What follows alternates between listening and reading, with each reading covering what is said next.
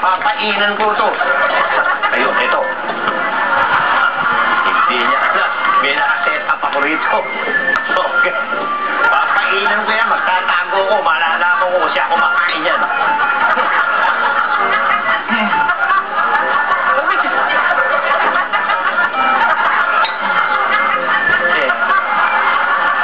Taba, grabe. Dati hindi naman ganyan kataba yan eh. Hoy! Tawa na sila. Sabi ko na, ikaw ba? Ikaw, Jumichi, huwag na mga pagkain mo eh. Ganda ka pala. Ano ba to? Natural! Ikaw rin ang lumamo ng sandwich ko, no? Oo. Sorry na ko. Sorry. Okay lang yan. Pero binabalaan kita, ha? Pupunta tayo ng Japan. Huwag kang basta kahit ng ano makita mo, isusubo mo. Bakit? Anong bakit? Baka mamaya sinulid ang manunon mo, makain mo. Sinulid? Eh, mabuti pa, sumama ka na para malaman mo kung ano ibig sabihin. Punta tayo sa Japan. Let's go! Let's go, nilalama mo. Makikita natin ang mahuhusay na artist dito sa Japan. Mga painters, Kuya Petro? Hindi lang naman sa painting makikita ang pagka-artist ng isang tao. Oo, ma. Maraming mga artist Allah. dito. Sino yan? Wait ka lang, makikita mo ang husay niya sa isang bagay. Mga sinulid? Mananahi siya? Pwede. Ah, kusinera siya. Hindi. Waiter. Hindi rin. Ayoko naman Pinoy nyo. Kakain na lang ako, kuya. Ay nako, ang takaw mo talaga. Wag! Mayo ka naman. Huwag mong kakainin yan! Bakit? Hindi naman pagkain yan eh. Sinulid yan. Siya si Yoshikawa Kiyoko, reyna ng manggagansilyo. Nang malaman kung papunta ka. Hindi, tinitingnan ko. Magaling yung ano paggawa. Bueno! Ang mga yan ay ginansilyo lang, mga sinulid na konting pagkain. Yun, no? Lahat yan yari sa Kakaiba, oh. sinulid. Oo, para Ay, na-record dyan. Paano pa niya ginagawa yan?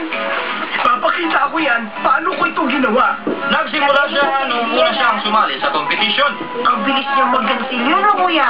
Eksperto talaga at pagkain ang ginagawa niyang subject dahil walang ibang gumagawa nun.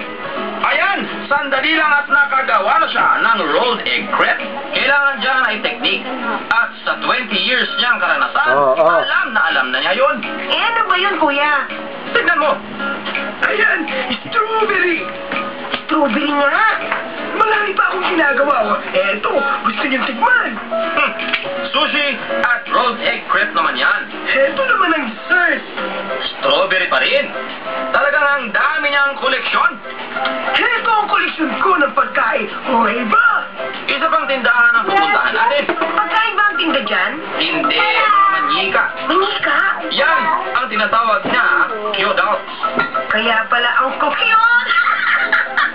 Mga specialty products ito dito sa Kyoto. Gawa yan sa kamay at ingat na ingat. Kaya naman pulidong-pulido, Galing, no? matinig talaga ang gumagawa niyan. Ang gaganda nga. Nire-research pa namin ang bawat dolls na ginagawa namin. Mga experts talaga sila. Ang ganda naman ng design. Work of art talaga. Mahirap gawin yan, kuya. Oo, talagang kinakarir. Ayan o. Una, hinihiwa ang ulo ng doll. Pagkatapos, susuklayang mabuti ang buhok. Kailangang smooth. At pinaplansya pa, parang nililiban. Hairmaking stage pa lang yan. Pero ang magbubuo, expert na syempre. Ingat na ingat siya, no? Syempre, isang pagkakamali lang, palpak na ang buong doll. Pinapasok niya ang buhok sa butas, sinusiguro niyang hindi ito matatanggal. Taon na niyang ginagawa ito, kaya alam na niya. Ito ang pinakamahalagang parte ng doll making. Dito lalabas ang hugis ng doll. Tingnan nga natin. Ginugupit niya? Anong ginagawa niya, kuya? Siniset niya ang hugis ng buhok. Yan ang pinaka-frame. Talagang sinisipat niyang maigi, mabusisi talaga. At pag natapos niyang itong iset, suklay na naman. At nilalagyan niya ng glue. Pumaporma na ang kyodas, kuya. Ito pa ang isang accessory.